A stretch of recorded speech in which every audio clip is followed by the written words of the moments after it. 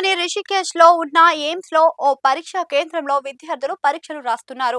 ఇంతలో అధికారులు ఆకస్మిక తనిఖీలకు చేపట్టారు.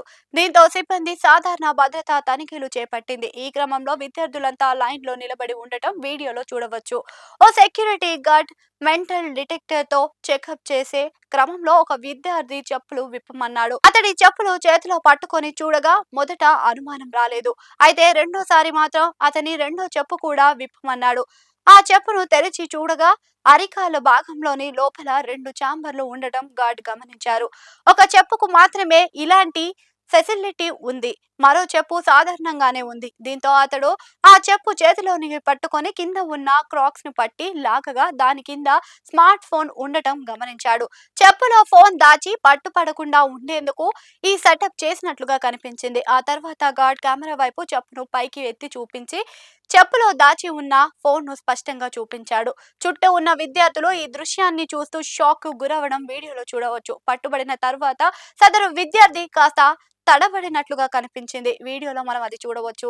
అనంతరం నిశ్శబ్దంగా క్యూ నుంచి బయటకు వెళ్ళగా విద్యార్థులకు దూరంగా ఒక పక్కన నిలబడమని అధికారులు ఆదేశించడం వీడియోలో చూడవచ్చు.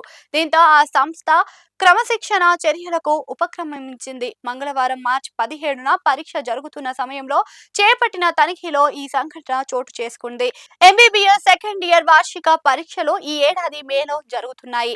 ప్రస్తుతం ఇంటర్నల్ పరీక్షలు జరుగుతున్నాయి. విద్యార్థి ఫోన్ దాచిన వ్యవహారంపై విచారణ చేపట్టామని, ఆ తదుపరి తగిన చర్యలు తీసుకుంటామని AIIMS Rishikesh public relations of commissioner doctor Sreeloy Mohanty తెలిపారు.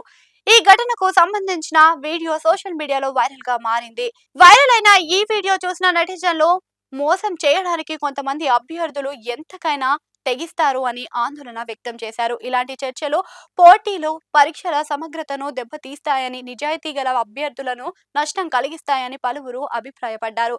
అక్రమ మార్గాల్లో వెళ్లడం కోసమని మొత్తం కెరీర్ ను పణంగా పెట్టడం తగదు అని కొందరు యూజర్లు హితవు పలికారు.